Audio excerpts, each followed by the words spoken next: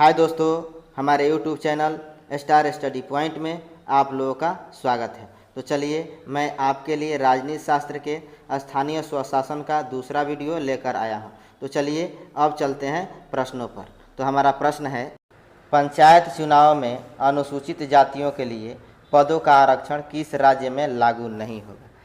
तो option A है Uttar Pradesh, B है असम, सी है अरुणाचल प्रदेश, डी है हरियाणा। तो क्या हो जाएगा उत्तर इसका?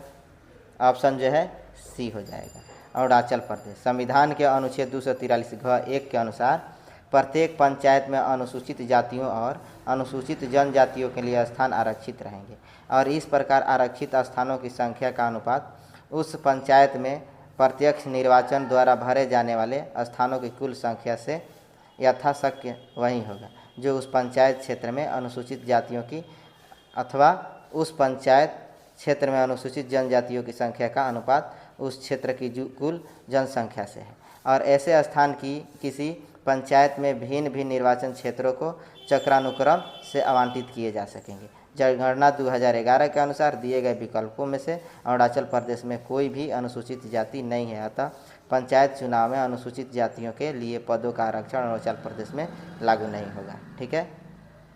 अगला प्रश्न है, राज्यों के निम्नांकित में से किस समूह पर ऐसा अधिनियम जो है 1996 परिवर्तनीय नहीं है।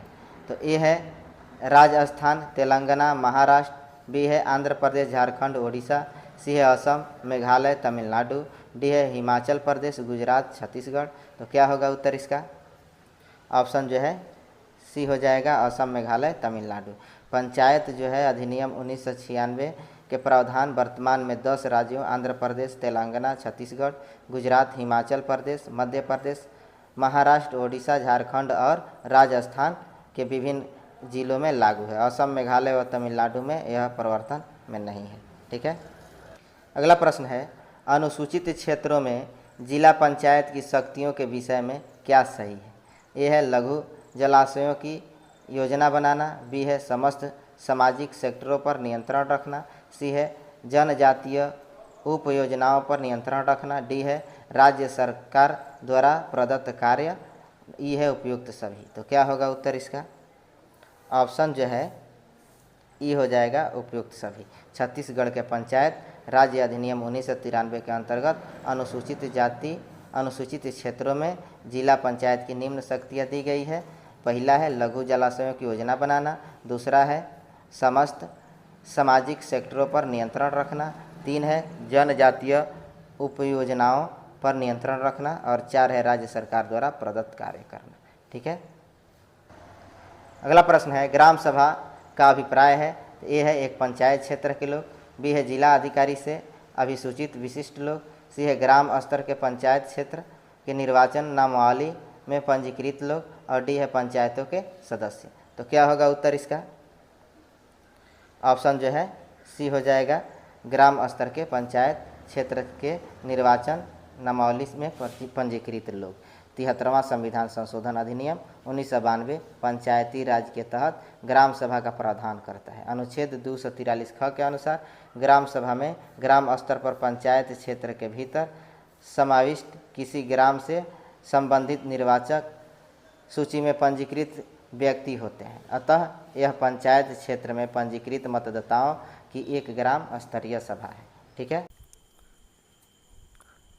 प्रश्न है, राजस्थान पंचायती राज अधिनियम 1994 की किस धारा को संशोधित कर ग्राम सेवक के स्थान पर ग्राम विकास अधिकारी अभिव्यक्ति को प्रतिस्थापित किया गया है? तो ए है 88, बी है 89, सी है 91 और डी है 90। तो क्या होगा उत्तर इसका? ऑप्शन जो है बी हो जाएगा। ठीक है। राजस्थान पंचायती राज अधिनियम 1994 की धारा 89 में वर्ष 2021 में संशोधन कर ग्राम सेवक के स्थान पर ग्राम विकास अधिकारी अभिव्यक्ति को प्रतिस्थापित किया गया। अगला प्रश्न है, अनुसूचित क्षेत्रों में ग्राम सभा के सम्मिलन की अध्यक्षता कौन करता है? ए है सरपंच, बी है उप सरपंच, सी है सरपंच या उप सरपंच, डी है उपस्थित अनुसूचित जनजाति सदस्य जो ग्राम सभा द्वारा चुना जाए, यह उपयुक्त में से कोई नहीं। तो क्या होगा उत्तर इसका? ऑप्शन जो है डी हो जाएगा, उपस्थित अनुसूचित जनजाति सदस्य जो ग्राम सभा द्वारा चुना जाए। अनुसूचित क्षेत्रों में ग्राम सभा के सम्मेलन की अध्यक्षता उपस्थित अनुसूचित जनजाति सदस्य जो कि ग्राम सभा द्वारा चुना जाए द्वारा की जाती है। पेशा नियमों के अनुसार यह सदस्य 1 वर्ष के लिए आम सहमति से अध्यक्ष चुना जाता है। उपस्थित सदस्यों में यदि आम सहमति नहीं बन पाती है तो अनुसूचित जनजाति की सबसे उम्रदराज महिला सदस्य को अध्यक्ष बनाया जाता है। ठीक है, अगला प्रश्न है 73वां संविधान संशोधन अधिनियम 1992 निर्दिष्ट करता है ए ग्रामीण क्षेत्रों में बेरोजगार एवं अल्प रोजगार वाले पुरुषों एवं महिलाओं के लिए अर्जक रोजगार का सृजन। बी है मंद कृषि मौसम की अवधि में सहायतार्थ तथा कार्य हेतु इच्छुक समर्थ वयस्कों के लिए रोजगार का सृजन। सी है देश में मजबूत एवं जीवंत पंचायती राज संस्थाओं की बुनियादी रखना। डी है जीवन के अधिकार, व्यक्ति की स्वतंत्रता एवं सुरक्षा, विधि के समक्ष समता एवं बिना भेदभाव के सुरक्षा की गारंटी। तो क्या होगा इसका उत्तर? ऑप्शन जो है सी हो जाएगा, देश में मजबूत एवं जीवंत पंचायती राज संस्थाओं की बुनियादी रखना। 73वां संविधान संशोधन अधिनियम 1992 देश में मजबूत एवं जीवंत पंचायती राज संस्थाओं की बुनियादी रखता है। इसके द्वारा संविधान के भाग 9 के अनुच्छेद 243 से 243 तक में पंचायती राज व्यवस्था संबंधी उपबंध किए गए हैं तथा 11वीं अनुसूची के तहत पंचायतों को सौंपे जाने वाले विषयों का उल्लेख है। अगला प्रश्न है 73वां संविधान संशोधन 24 अप्रैल 1993 से देश में प्रभावी हुआ है, यह राजस्थान में प्रोत्साहित करेगा। ए है नई एकीकृत राज्य व्यवस्था, बी है ग्राम स्वराज बुनियाद, सी है स्वशासन व्यवस्था, डी है शासन सत्ता का केंद्रीकरण। तो क्या होगा उत्तर इसका? ऑप्शन जो है सी हो जाएगा, स्वशासन व्यवस्था। 73वां संविधान संशोधन अधिनियम 24 अप्रैल 1993 में देश में प्रभावी हुआ। यह राजस्थान सहित देश के विभिन्न राज्यों में पंचायती राज व्यवस्था की स्थापना से संबंधित है, जो शासन सत्ता के विकेंद्रीकरण एवं स्वशासन व्यवस्था को प्रोत्साहित करने के लिए बनाया गया है।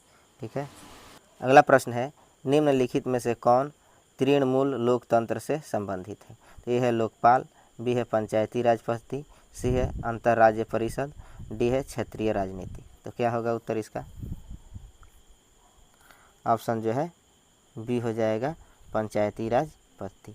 तृणमूल लोकतंत्र अर्थात जमीनी स्तर पर लोकतंत्र का संबंध लोकतंत्र के विकेंद्रीकरण से है। भारत में स्वतंत्रता के पश्चात 2 अक्टूबर 1959 को जवाहरलाल नेहरू ने राजस्थान के नागौर जिले में लोकतांत्रिक विकेंद्रीकरण की योजना का श्रीगणेश किया और इसी दिन उसे संपूर्ण राजस्थान में लागू कर दिया गया। इस लोकतांत्रिक विकेंद्रीकरण को ही पंचायती राज कहा जाता है। स्पष्ट है कि राजस्थान ही सबसे पहला राज्य है जिसमें संपूर्ण राज्य में सर्वप्रथम पंचायती राज की स्थापना की गई।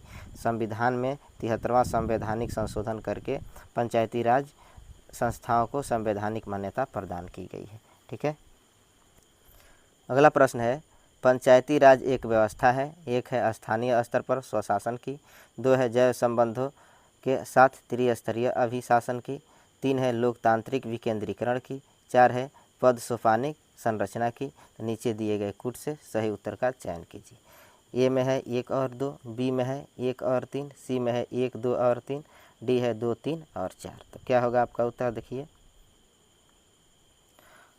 तो देखिए यहाँ जो है 1 में कह रहा है कि स्थानीय स्तर पर स्वशासन की, ये हो जाएगा। 2 में कह रहा है कि जैव संबंधों के साथ त्रिस्तरीय अभिशासन की, ये भी सही है।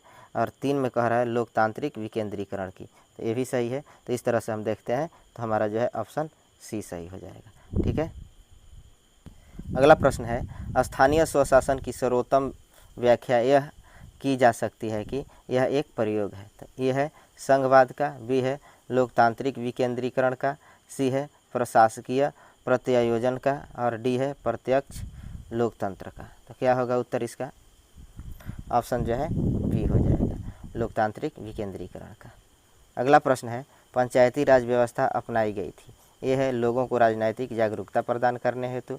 बी है लोकतंत्र की शक्तियों के विकेंद्रीकरण के लिए। सी है कृषकों को शिक्षित करने के लिए। डी है उपयुक्त में से कोई नहीं। तो क्या होगा उत्तर इसका? ऑप्शन जो है बी हो जाएगा, लोकतंत्र की शक्तियों के विकेंद्रीकरण के लिए। अगला प्रश्न है, स्थानीय शासन की निम्नलिखित में से कौन सी एक विशेषता नहीं है? तो यह निगेटिव प्रश्न है। तो ए है वैधानिक स्थिति, बी है स्थानीय समुदाय की भागीदारी, सी है केंद्रीय नियंत्रण और डी है कर आरोपित कर वित्त प्राप्त करने की शक्ति। तो क्या हो जाएगा ऑप्शन इसका? सी हो जाएगा, केंद्रीय नियंत्रण। वैधानिक स्थिति, स्थानीय समुदाय की भागीदारी तथा कतिपय कर आरोपित कर वित्त प्राप्त करने की शक्ति जो स्थानीय शासन की विशेषताएं हैं, परंतु केंद्रीय नियंत्रण स्थापित करने से तो इनका उद्देश्य ही समाप्त हो जाता है। तो इस प्रकार ऑप्शन सी हो जाएगा। ठीक है। अगला प्रश्न है, पंचायती राज का प्रधान लक्ष्य है। तो ये है ग्रामवासियों के बीच प्रतिद्वंदिता को बढ़ाना, बी है चुनाव में लड़ने के लिए ग्रामवासियों को प्रशिक्षण देना, सी है ग्रामवासियों में शक्ति का विकेंद्रीकरण, डी है इनमें से कोई नहीं। तो क्या होगा उत्तर इसका?